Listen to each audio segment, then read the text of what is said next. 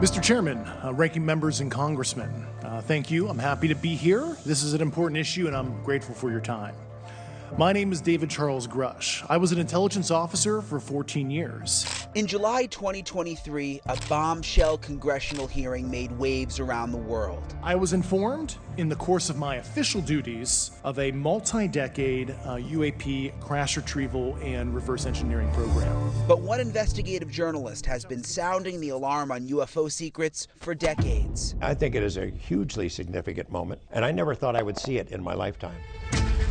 George Knapp joins us now with UFOs, the best evidence. George? There are many unanswered questions about UFOs. Speculation about some long-standing government cover-up is tough for many people to swallow. You got photos, you got movie footage, you got video.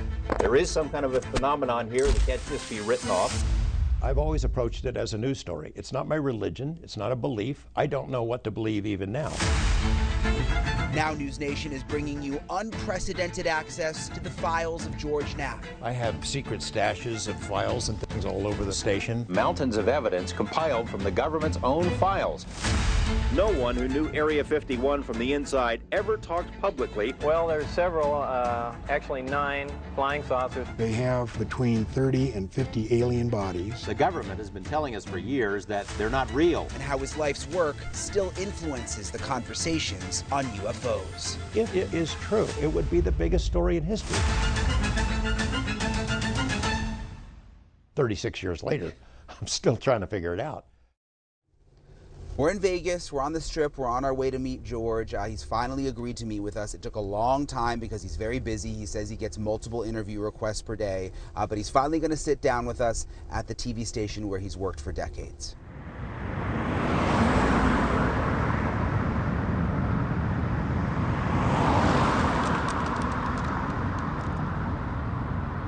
So this has been my office, amazingly. They've let me keep it all these years. And I have secret stashes of files and things all over the station because I'm a pack rat. I keep everything. This is where a lot of the stories that we did were created. All these things that have come out over the last couple of years started right here. What brought you to Vegas? I flipped a coin. I was living in Northern California. I had been the debate coach at UC Berkeley. I was tired of being broke.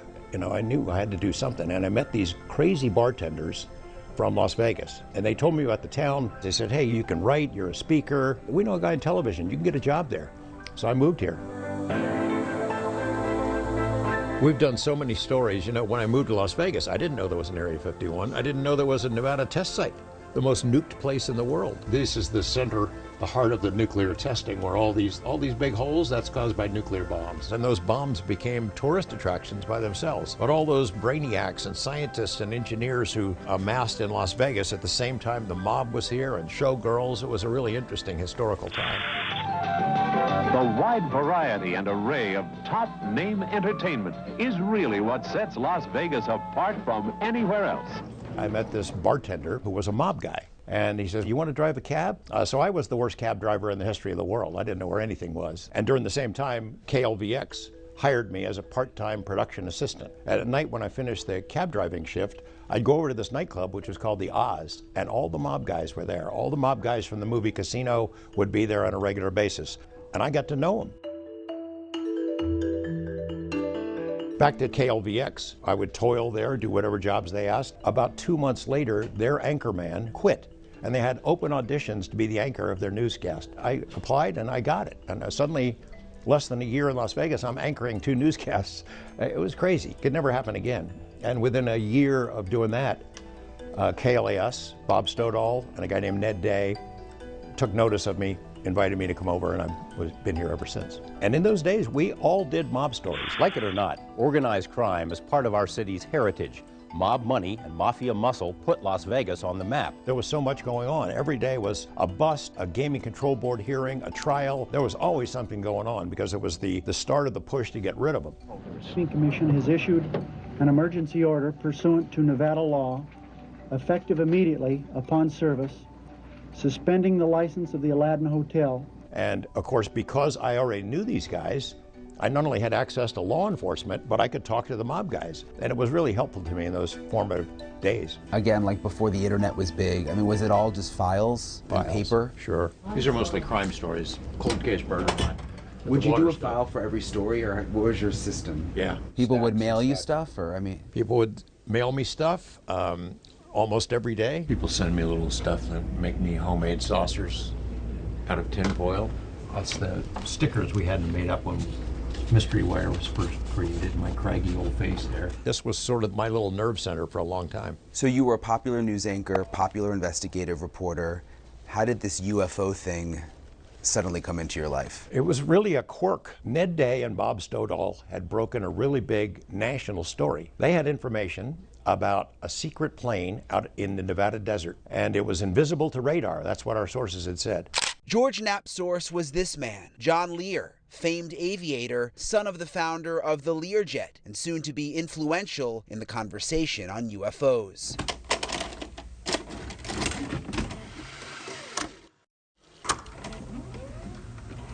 Thanks for being here. Okay, George.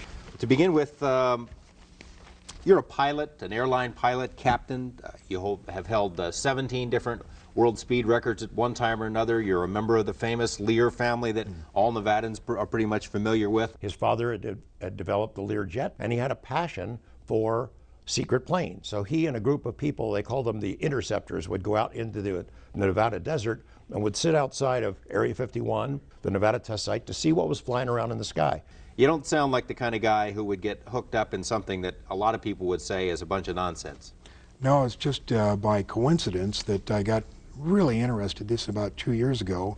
My father saw a UFO and my brother did. And one day, John Lear walks into the news station, this is in 1987, with a stack of documents, UFO documents, and he plops them on Ned Day's desk, and he says, Ned, this is the biggest story you will ever cover in your life. It's about a cover-up of massive proportions. You're going to become famous. You got to do this story. He pushes the documents over, and Ned starts reading them, and he pushes the pile back, and he tells Lear, this can't be true. If this was true, this UFO cover-up, then I'd already know about it. He says, I'm eavesdropping, as I tend to do. And I said, Mr. Lear, let me take a look at that stuff. So I read through it, and at the time I produced a little talk show, a half-hour public affairs show called On the Record. Hello and welcome to On the Record. And it would air on Saturday or Sunday morning at 6 or 7 o'clock. And I said, John, you want to do this show? And I put him on, and I just let him go. I'll give you the bottom line. Okay, I'm not trying to sell it. I want to hear your thesis. I'm not trying to sell a book. I'm not trying to promote a lecture. This is based on what I've come across after intense research in the last year. And I have found out that the government has retrieved between 10 and 15 actual flying saucers, 3 of which have been in perfect condition, 1 of which they tried to fly. They have between 30 and 50 alien bodies in cryogenic storage. We even have the name of the person whose job it is to show these bodies to the heads of state and the people who are authorized to see them. They represent at least 5 different civilizations. Okay, you mentioned the saucers and the bodies. Now, what kind of proof do you have that is true? How do you know that? Well, let me take a look. Let me read to you first what the Air Force says about the bodies. First of all, I'm going to read from the Introductory Space Science, Volume 2, Department of Physics, United States Air Force. This is Chapter 13, Unidentified Flying Objects. Now, this is what the Air Force has the students at the Air Force Academy read. And it says, the most commonly described alien is about 3.5 feet tall, has a round head, arms reaching to or below his knees, and is wearing a silvery spacesuit or coveralls. It blew me away. It blew away our audience. I didn't know what to make of it, really. And looking back on the tape of that show, I can see the expressions on my face. Is this for real? Yeah. This guy making this stuff up? He's nuts. Coming up, opening the vault to decades of UFO bombshells. April 25th, 1964 was the first official communication between our government and the aliens. I've had my life threatened by them, my wife's life threatened by them. Revelations. What we've learned this week is that the government has lied to us about UFOs, has withheld information, has spied on UFO organizations, and has discredited UFO witnesses. and steps the government may be taking to keep secrets. The military has been installing secret sensors on public lands surrounding the base. So there's your transmitter right there. Plus, we set off to find Area 51 for ourselves. Light just turned off again.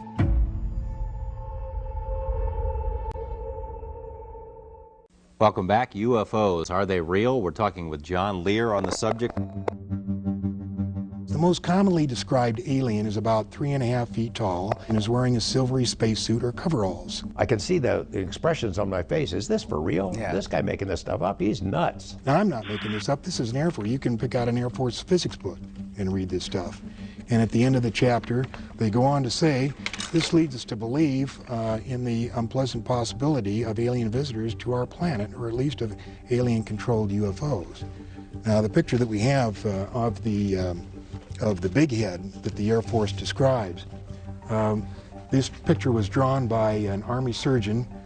These are one of the bodies that was recovered in the famous Roswell incident of 1947. Tell us about that. It was the first flying saucer that crashed and was recovered by the Army.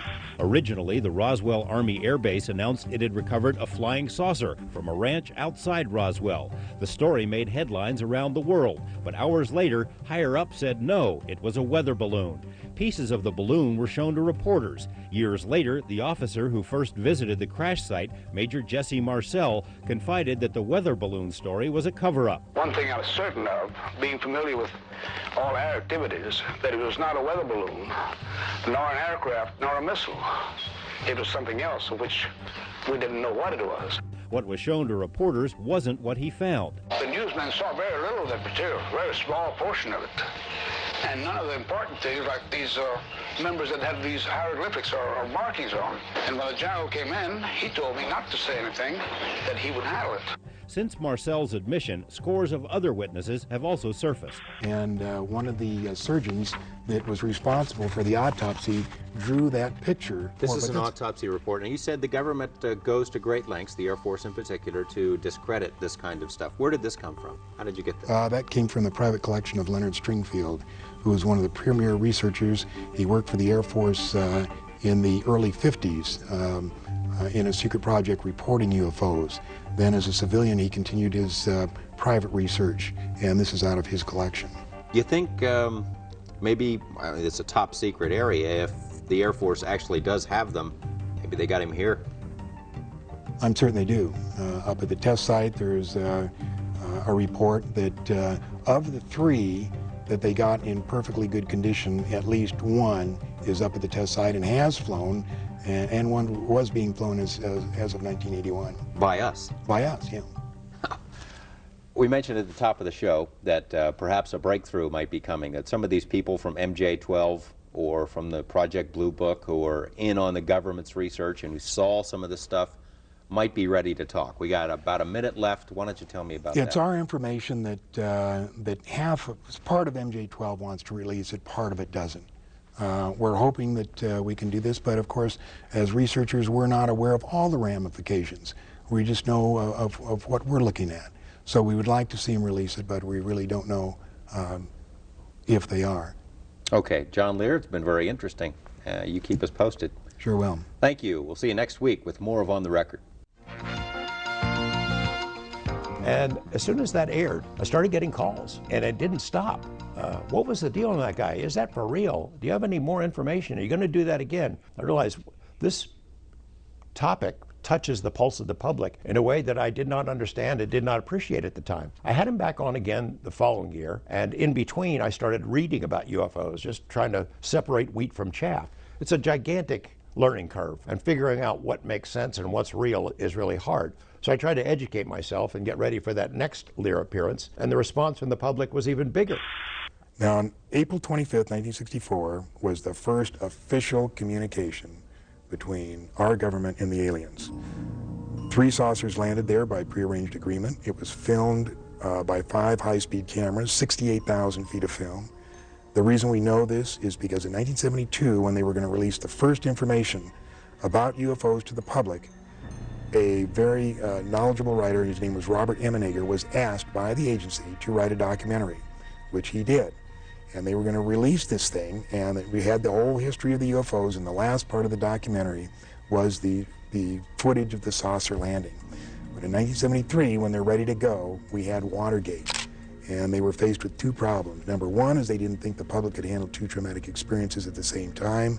And number two, they thought that the public would perceive this picture of aliens and spacecraft as a ploy by Nixon to divert the attention from Watergate. The inevitable result of these charges has been to raise serious questions about the integrity of the White House itself. So they shelved it.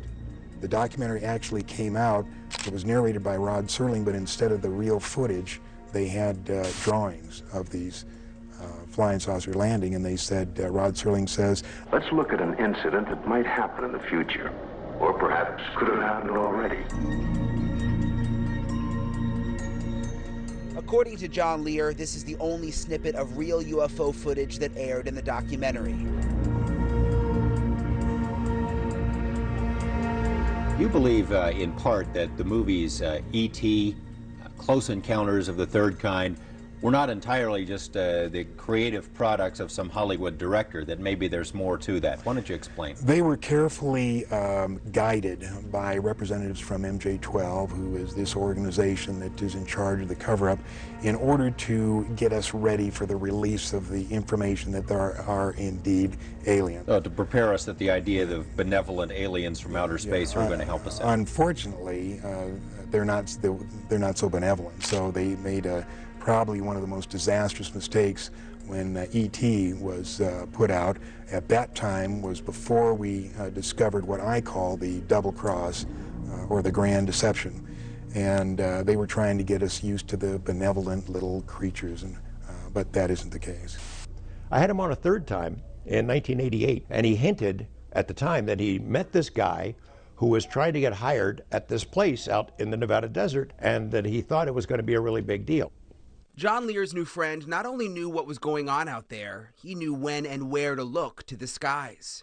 Good evening, this is John Lear. In March 1989, he accompanied a small group to the outskirts of Area 51. 3 Wednesday nights in a row, they watched a glowing disc rise above the mountains over Papoose Dry Lake. Did you see that move it did? No, I didn't. It went like The person who initiated the desert outing was a scientist who claimed he worked at Papoose on flying saucers. That scientist was interviewed live on television in May 1989 from Lear's driveway. What George didn't know was that this would be even bigger than John Lear. It turned out to change everything we know about the government and UFOs. Coming up, the bombshell interview that opened the floodgates. What about aliens? Any of those up there at Groom Lake? I really want to steer away from that right now. The phones go crazy. I get pulled off the set. The general manager comes back. What the hell was that? Is this for real? What did you just do? And what was discovered out in the middle of the Nevada desert. By the way, that's Area 51 up there. Oh, is it? Yeah, that's Groom Lake. That's Papoose Lake. There's a movie right there to the left. See the left side of the frame?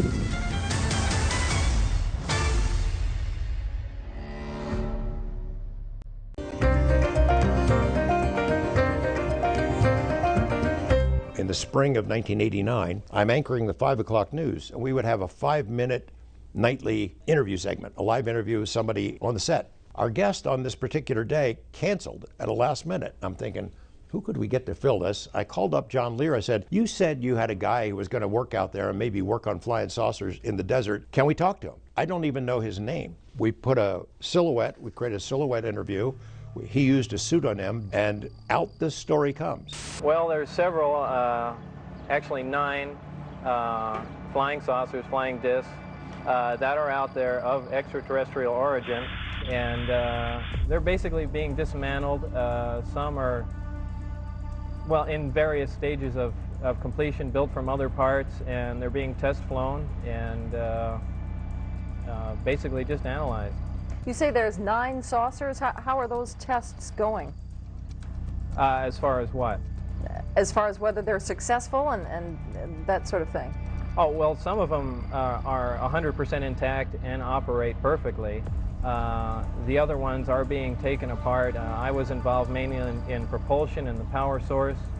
Basically, as far as I can remember, about half of them do operate, and the other half are just been torn down basically to analyze the components to them. Where did we get these saucers? How did they come into the hands of the government? I haven't the slightest idea, and you have to understand the information is very compartmentalized, and I was only allowed information that pertained particularly to what I was involved in. But I mean, couldn't our government have made them as opposed to getting them from some alien beings? Totally impossible. The propulsion system is a gravity propulsion system. The power source is an antimatter reactor.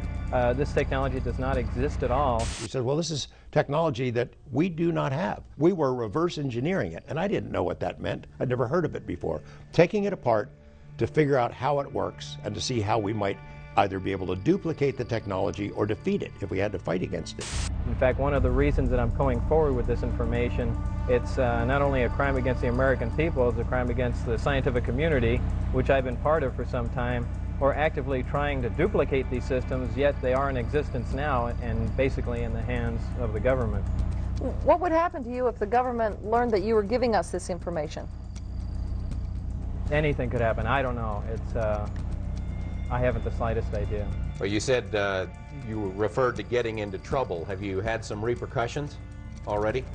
Yeah, I've been threatened with being charged with espionage. I've had my life threatened by them, my wife's life threatened by them, and I mean, I don't know where else you can go from there. Will the government ever tell us about the testing, and do the Soviets know about this? The Soviets were involved at some specific point. They were kicked out of the program rather abruptly in the middle. I don't know why that was or what happened. They're not very happy about it, and as far as them revealing it, I'm sure they have every intention of claiming that all the technology was developed here, and it was absolutely not. If the Soviets were kicked out of this testing program, why wouldn't they tell us about this? I have no idea. They weren't allowed all the information. Apparently they had some, and we were basically trading with them. As far as whether they have discs or not, I don't know. I don't even know if they had knowledge that we actually had any there. But they were involved to some extent, and I don't know how much. What about aliens? Any of those up there at Groom Lake? I really want to steer away from that right now. Is the Star Wars program in any way related to what's going on up there? I know some people believe that maybe we're building Star Wars for something other than the Soviets. This directly taps out of the Star Wars budget, which is very hard to follow because it requires huge amounts of money. It also it taps out of a lot of other places too that would be very hard to track down. But yeah, Star Wars is directly related to it. The United States Navy is the part of the government that really maintains control over this. Well, we want to thank you for joining us. Pretty interesting stuff you've got to say. Thank you. Thank you, sir. Well, more news in just a moment. I mean, we couldn't get away with it now. We'd done no vetting at all, had no business doing it. He tells me this story. The phones go crazy. I get pulled off the set and pulled into the news director's office. The general manager comes back. What the hell was that? Is this for real? What did you just do? I said, look, I don't know if it's real. I have no idea. We just wanted to do an interview, but I'm going to find out. Coming up, a concealed test site now exposed to the world. Since those stories, tens of thousands of people have beaten a path out there to look around in the sky and to see whatever is flying around. But wait until you see what else George uncovered at Area 51, things the government didn't want exposed. And right here will be the time delay unit.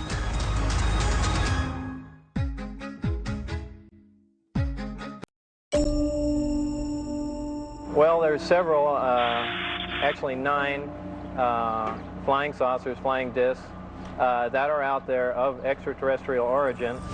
And he tells this story, and out in the desert, they'd built this facility into the side of a mountain, disguised it to look like desert so it couldn't be seen from the sky. And in that facility, he said, were these 9 hangars built side by side, and each one of those hangars was a flying saucer that came from somewhere else. So how do you know they're not ours? He said, well, this is technology that we do not have. Area 51, a now well-known military base that is synonymous with UFOs, but it's still shrouded in mystery to this day, with the exception of what George Knapp uncovered there. The military now admits what the world already knew. It has a, quote, operating location near Groom Lake.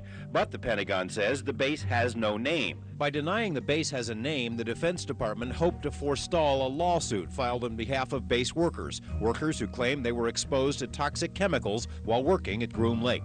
Despite official denials, the common name for the base has always been Area 51. We recently found this 1967 government map which lists that name. Subsequent maps left the name blank. To those who suggest that Area 51 has been shut down or moved somewhere else, there are a few points that are kind of tough to explain. For example, the bus filled with employees that comes in and out of the base several times each day. It's still there, all right, still closely guarded, but not much of a secret anymore. By the way, that's Area 51 up there. Oh, is it? Yeah, that's Groom Lake. That's Papoose Lake. So where is it? Can you see it on a map at all? Any of the buildings, or is this all pre? No, you can see some of that right there. Yeah. And that's the runway, and then those are some of the buildings from when that photo was taken. There is an entrance to Area 51 from here. And we've been up there to do stories on other matters. And the Department of Energy staff is always funny. They would just say, just don't look that way. Just look this way. Like, and of course I look that way.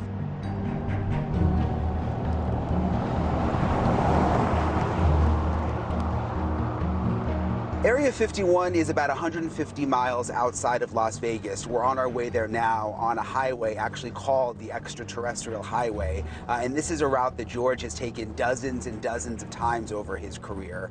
It's not exactly an easy place to find. You can't just Google Area 51 and figure out where the entrances are. You sort of have to know what to look for.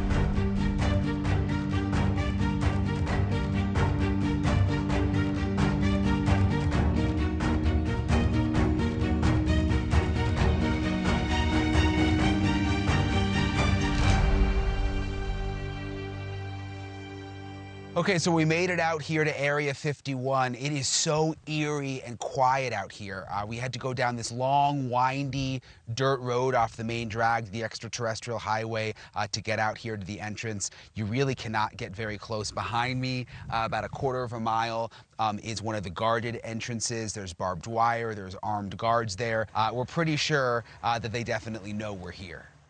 Trip after trip through the Nevada desert, George broadcasted the closest photos we've ever seen of Area 51. These photos, never before shown in public, are about as close as anyone will ever come to seeing what the place looks like again.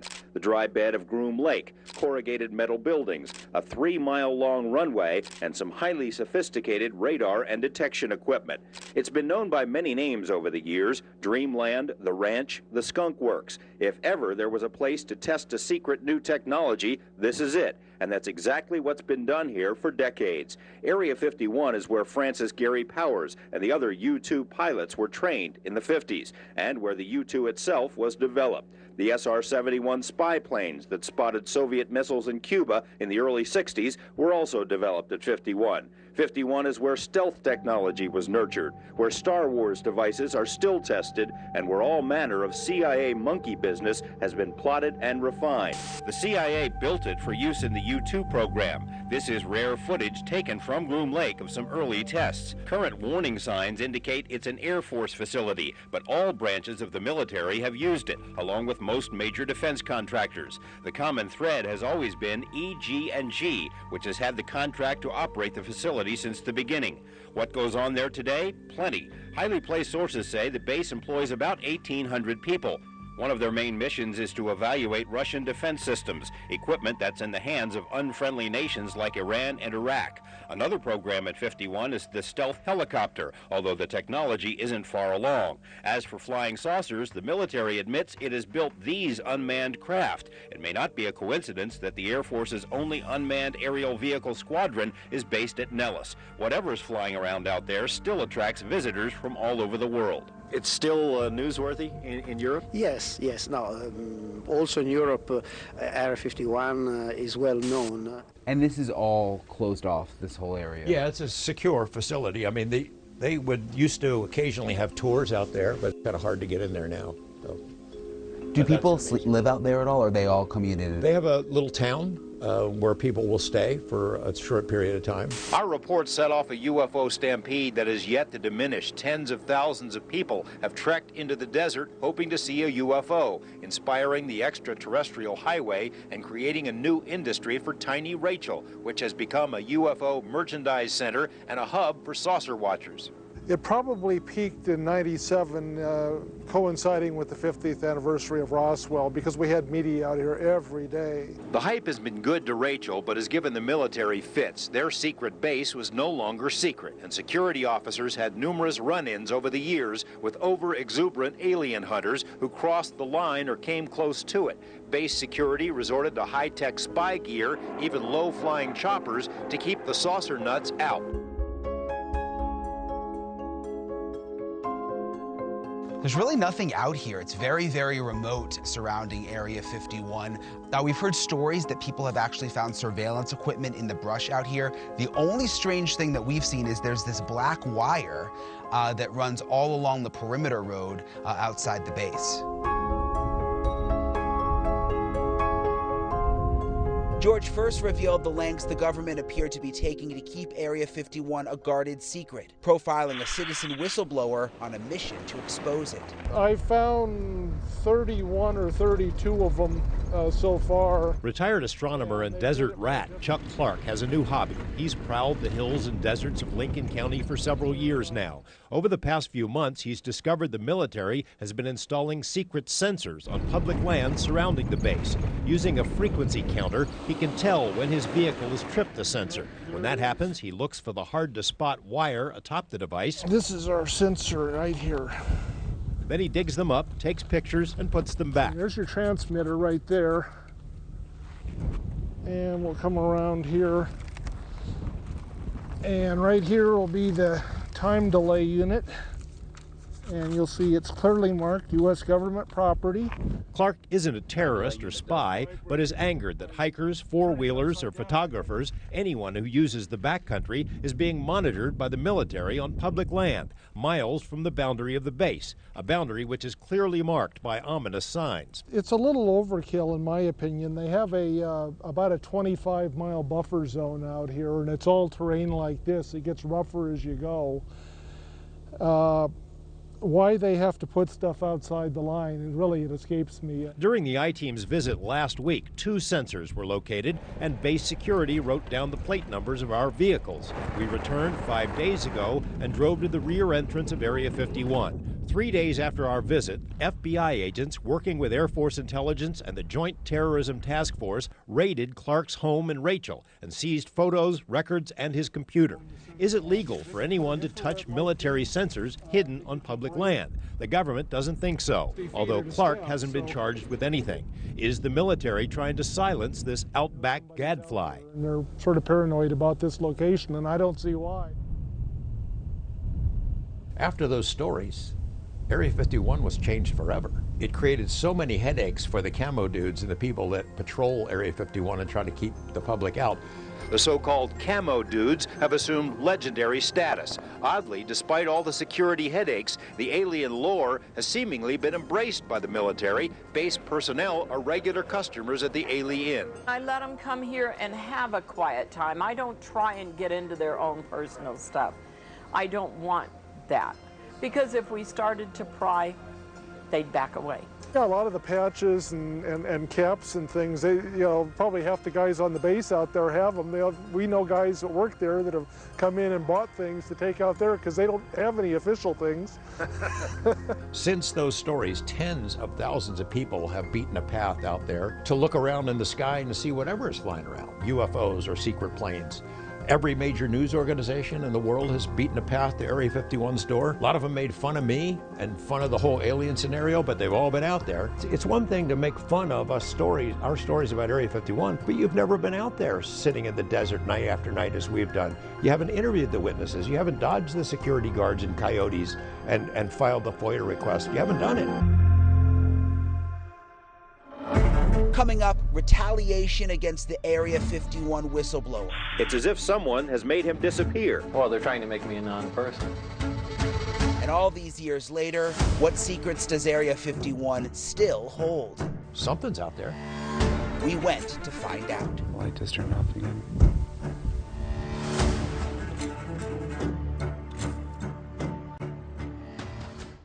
Despite the speculation, no one who knew Area 51 from the inside ever talked publicly about the saucer story.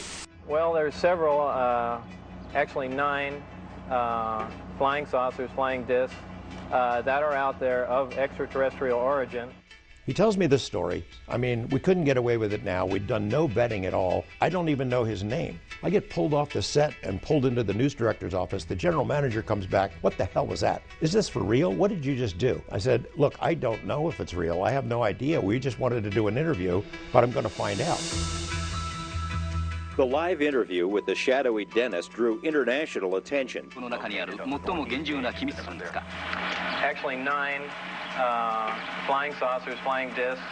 Despite numerous inquiries and feelers, Dennis has remained anonymous until now. Sodal, the news director, and I arranged to meet this guy. We went up to Lear's house. It was sort of an uncomfortable situation in the beginning because Lear wanted to control the whole thing. He wouldn't tell us the guy's name, but the guy had signed a guest book at the entrance to Lear's home, so I already saw his name. I knew what it was. His real name is Robert Lazar, a young scientist with eclectic interests. The choice of Dennis was an inside joke. He says that's the name of his superior at Groom Lake.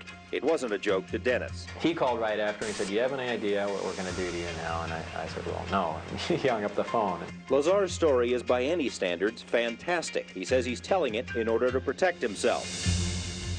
We go in there and we start talking to the guy who turned out to be Bob Lazar. He told us his life story, where he'd gone to school, where he'd worked before, and some of what he had seen out there.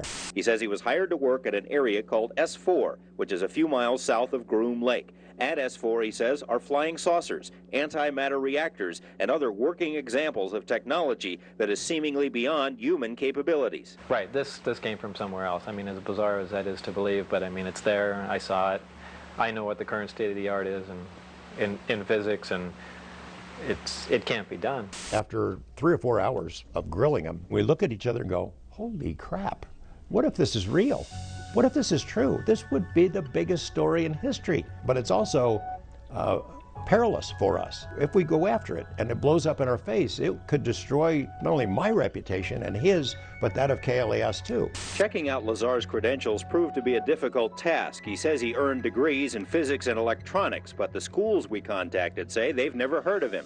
He also said he worked as a physicist at Los Alamos National Lab, where he experimented with one of the world's largest particle beam accelerators, a half-mile-long behemoth capable of generating 700 million volts. Los Alamos officials told us they had no records of a Robert Lazar ever working there. They were either mistaken or were lying. A 1982 phone book from the lab lists Lazar right there among the other scientists and technicians. A 1982 clipping from the Los Alamos newspaper profiled Lazar and his interest in jet cars. It too mentioned his employment at the lab as a physicist. We called Los Alamos again. An exasperated official told us he still had no records on Lazar. EG&G, which is where Lazar says he was interviewed for the job at S4, also has no records. It's as if someone has made him disappear. Well, they're trying to make me a non-person. Explain. You called where? Well, the schools that I went to, the hospital that I was born at, past job, and essentially nothing comes up with my name in it. He smiles, but out of futility, knowing the whole thing must sound ridiculous. I don't think there's any secret flying saucers at Area 51. I suspect that there was something like that out there at one point because of people that I know have seen it. So where would they be now? Well, either they moved them further out into the Nevada test site. If you're out there at night, you will see these pockets of light that pop up in the darkness at places that do not exist. Something's out there. After the sun goes down, it is a different vibe out here. It's almost totally pitch black. If we switch to the night vision, you can see better out here. I've never really experienced anything quite like it. There's no city lights. The military base, Area 51, is behind me. It's just wide open. The noises are interesting because it's obviously nature noises. You can hear the crickets. But then we've also heard military aircraft for the last probably hour or so. obviously doing some kind of training missions. You can hear the planes flying overhead. You can't always see them. Sometimes there's flashing lights, sometimes there's not. There's a movie right there to the left. See the left side of the frame?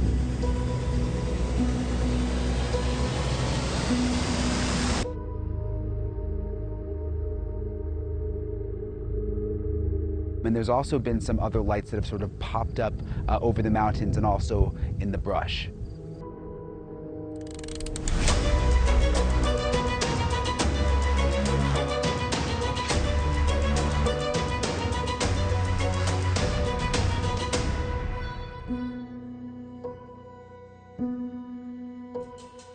The light just turned off again. Oh, there's a plane. It's true. What I have seen is true. I don't know about the big story, where they came from, what they're like, but certainly these crafts came from another, not just another planet, another solar system entirely, extremely far away, and they're here. What we've learned this week is that the government has lied to us about UFOs, has withheld information, has spied on UFO organizations, and has discredited UFO witnesses. Now, none of this proves that UFOs are real, but it does indicate a disturbing level of interest, government interest, in the subject. If the government won't tell us what it knows, what about science? Well, science is supposed to stand for the investigation of the unexplained, not the explanation of the uninvestigated. And so far, science has avoided the subject like a plague. It's like what Roy Neary, the main character in the film Close Encounters, had to say: all we want to know is what's going on.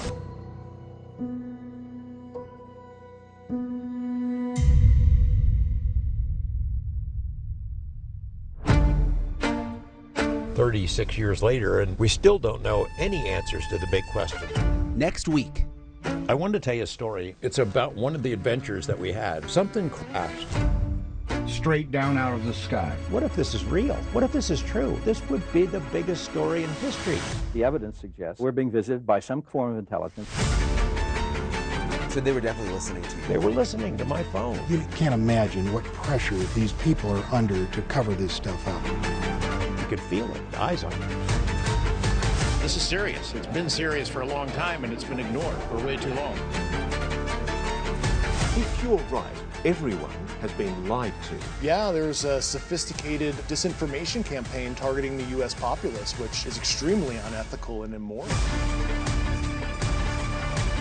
So you knew that the U.S. government was funding a secret program. The keepers of the secrets are better at their job than people like us are at ours. And they're not going to let this thing go easily.